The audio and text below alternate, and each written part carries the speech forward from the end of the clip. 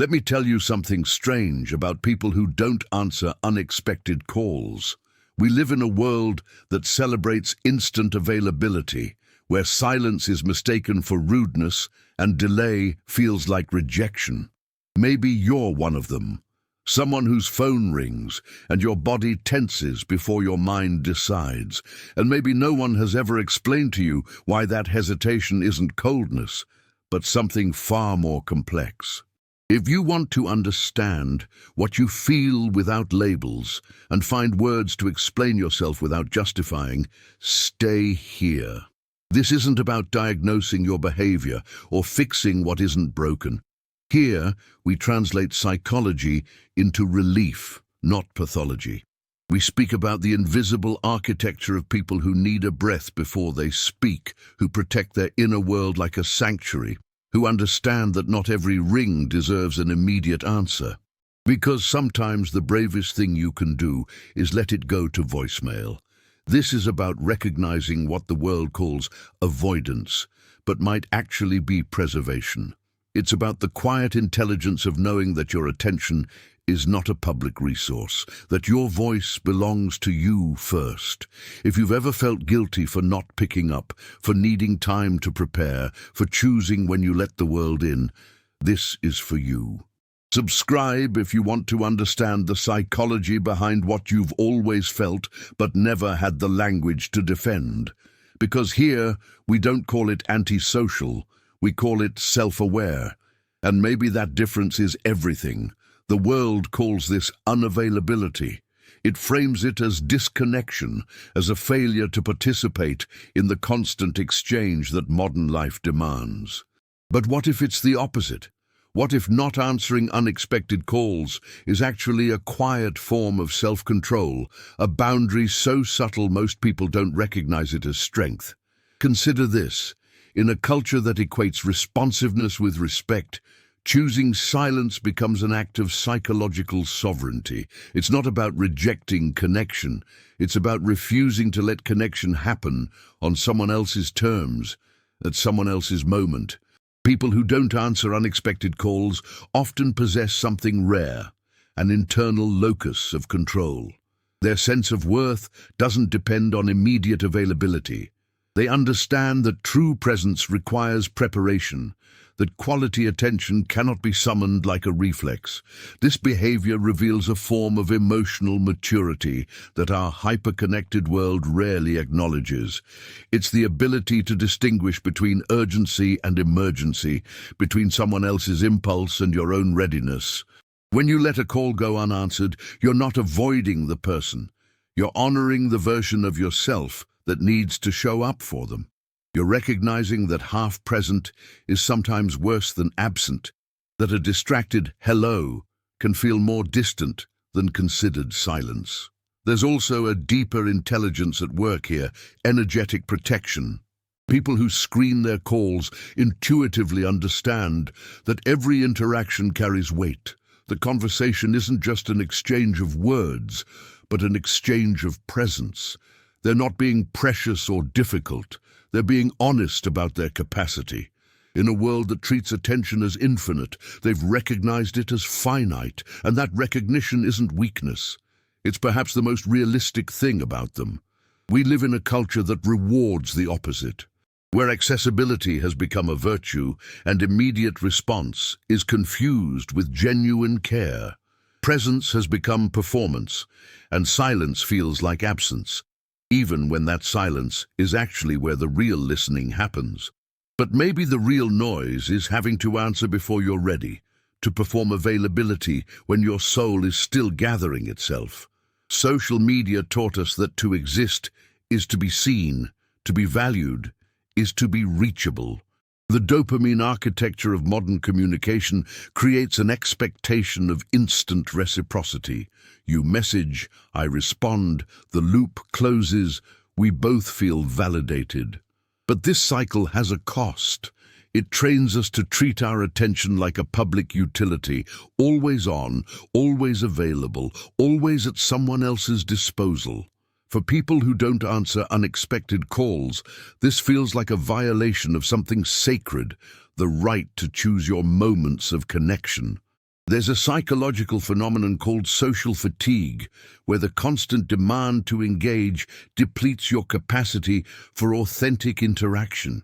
When your phone rings unexpectedly, it's not just a request for conversation, it's a request for immediate emotional labor, for context switching, for putting aside whatever internal world you were inhabiting. People who understand this aren't antisocial. They're protecting the quality of their social capacity. They know that saying yes when you mean not now creates a kind of resentment that poisons the very connection you're trying to maintain. The culture of exposure tells us that being hard to reach makes us difficult, that screening calls is a form of arrogance. But what if it's actually humility? What if it's understanding that the person on the other end deserves more than your fragmented, caught-off-guard attention? The real question isn't why you don't answer. It's why the world decided that immediate availability became the baseline for respect. Psychologists have a term for this: emotional self-regulation. It's the ability to manage when and how you engage with external demands, to create a buffer between stimulus and response. In other words, it's knowing that you can love someone deeply and still need time before you speak to them. It's recognizing that your nervous system has a say in when connection happens. This connects to something called psychological ownership, the sense that certain aspects of your life belong to you before they belong to your relationships. Your time, your attention, your emotional bandwidth, these aren't communal property.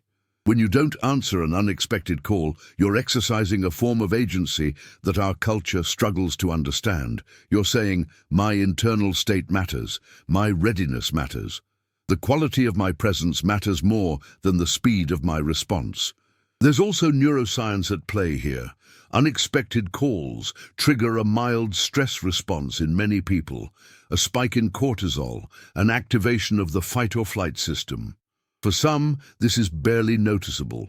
For others, particularly those with heightened sensitivity or past experiences of intrusive communication, an unexpected ring can feel like an invasion. The decision not to answer isn't avoidance.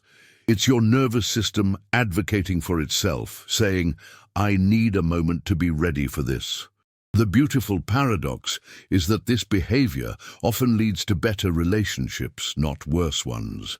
Studies on communication patterns show that people who maintain clear boundaries around their availability tend to experience less resentment and more genuine enjoyment in their interactions. When you answer only when you're ready, your presence becomes real presence, undistracted, unforced, chosen. That's not coldness. That's actually how warmth survives. Of course, it doesn't always come from peace. Sometimes it's fear dressed as preference, anxiety wearing the mask of boundaries. Sometimes you don't answer because you're afraid of what they'll ask, what you'll have to give, what vulnerability the conversation might require. And that's okay, because even fear is a form of care. It means something matters enough to protect. There are people who screen calls because they're overwhelmed, because their capacity is genuinely depleted, because one more conversation feels like one too many. There are others who don't answer because past relationships taught them that unexpected calls meant bad news, demands, emotional ambush. The behavior looks the same from the outside, but the internal landscape is different. What matters is recognizing that both versions are valid. Both deserve compassion rather than judgment. Sometimes the guilt comes at night, doesn't it? When you see the missed calls and imagine the person on the other end feeling rejected, when you wonder if your need for control is actually just a sophisticated form of pushing people away. This ambivalence is important. It means you're not indifferent. You care about connection. You're just trying to figure out how to maintain it without losing yourself in the process. That tension isn't a flaw. It's the work of building authentic relationships in a world that treats availability as obligation.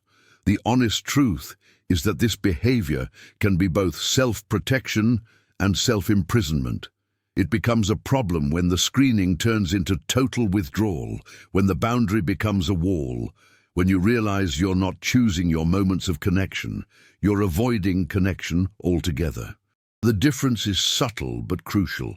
One preserves your ability to show up fully, the other prevents you from showing up at all. And only you know which one is true for you right now. Not answering isn't rejection, it's preparation. Letting it ring isn't coldness. It's honoring the fact that conversation deserves more than whatever fractured version of you exists in that unexpected moment. Screening calls isn't isolation. It's understanding that real connection requires readiness, and readiness cannot be commanded. Think of it this way. When someone calls without warning, they're asking you to drop whatever internal world you were inhabiting and instantly inhabit theirs.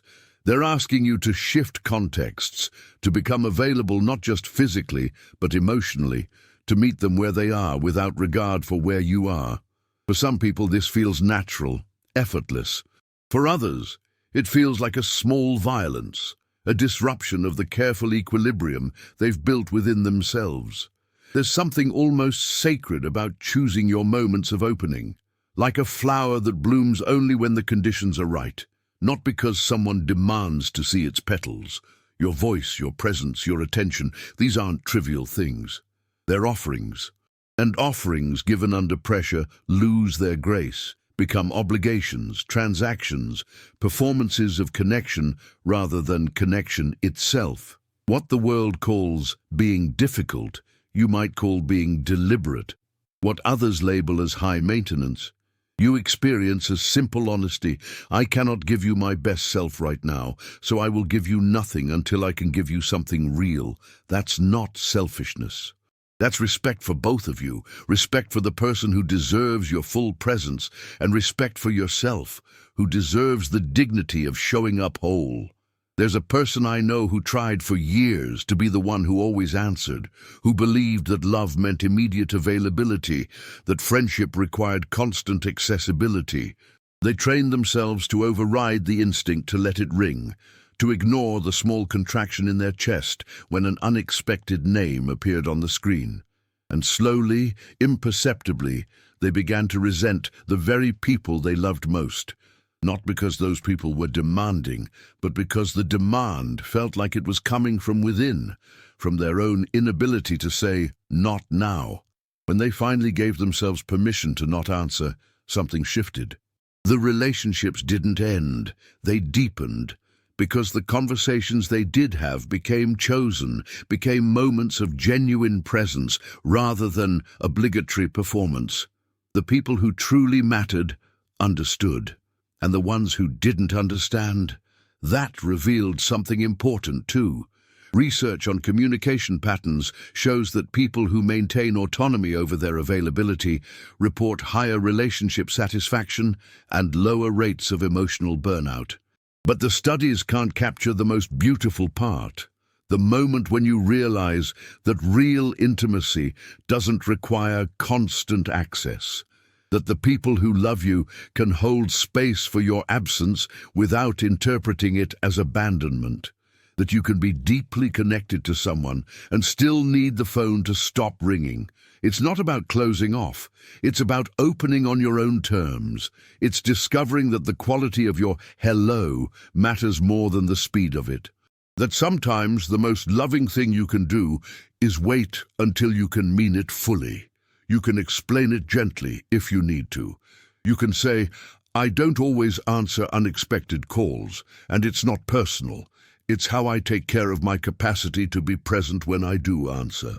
You can tell them, "I love talking to you. I just need to choose the moment when I can give you my full attention." That's not a confession or an apology. That's self-awareness speaking clearly. The language matters because it shifts the frame. It moves the conversation from "why don't you answer" to "how do I show up best for the people I care about?" It transforms what looks like avoidance into what it actually is, intentionality.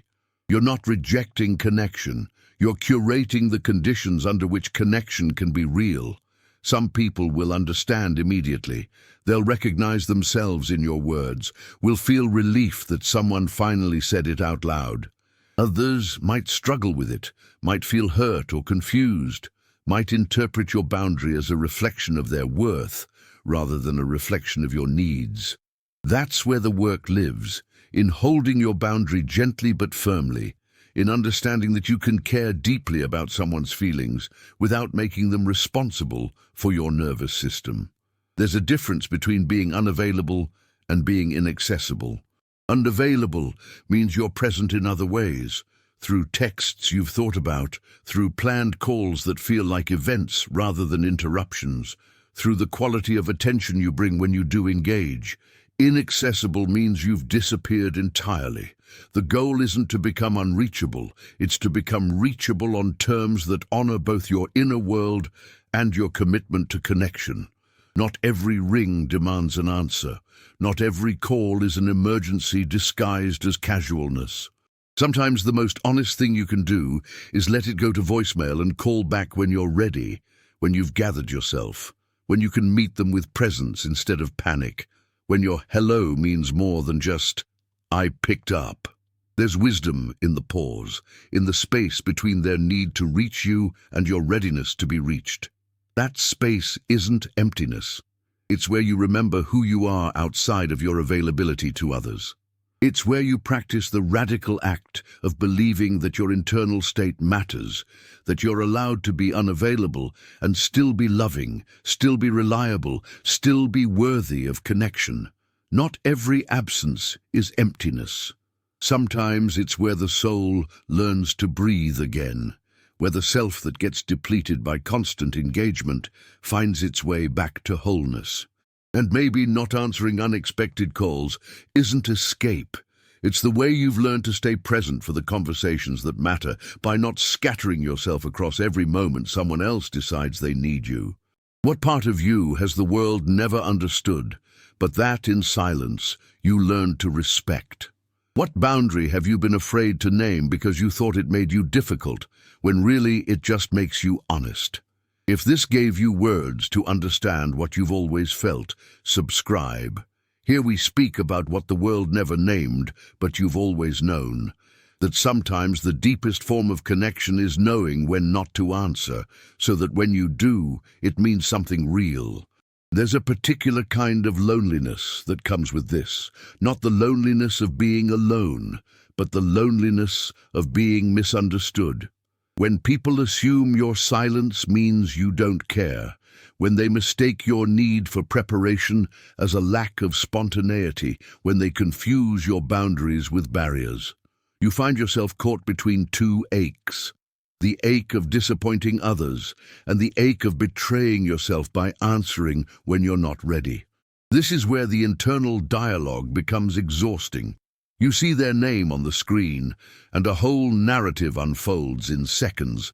What they might want, whether it's urgent, how long the conversation will take, whether you have the emotional bandwidth, what it will cost you to say yes, what it will cost you to say no. Other people just answer. For you, every call is a negotiation with yourself, a weighing of capacities and consequences. And sometimes you wonder if it would be easier to just be the person who picks up, who doesn't think so much, who doesn't need this elaborate internal calculus just to have a conversation. But here's what that wondering misses. You're not broken for needing what you need. Your nervous system isn't flawed for having preferences about how connection happens. The fact that others can answer without thinking doesn't mean you should be able to. It just means you're working with different wiring, different histories, different capacities. Some people can eat anything without consequence. Others need to be careful about what they consume. Neither is wrong. They're just different systems with different requirements. The loneliness softens when you find your people, the ones who text before they call, who understand that "can I call you" is an act of respect rather than formality, who don't take your screening personally because they trust the foundation beneath it. These people exist, and often they're the ones who don't answer unexpected calls either, because at the end of everything, your attention is not a public resource. It's the currency of your presence, and you get to choose how you spend it. The people who don't answer unexpected calls aren't the ones who care less. Often they're the ones who care so much that they refuse to offer anything less than their full selves. So the next time your phone rings and your body hesitates, listen to that hesitation. It's not brokenness, it's information. It's your inner world asking for respect, your nervous system advocating for itself, your soul reminding you that you're allowed to choose the moments when you open. Let them leave a message. Call back when you're ready, and know that the people who truly matter will understand that your delayed answer isn't absence. It's the space you need to show up as someone real, someone whole, someone who chose to be there rather than simply surrendered to the ring.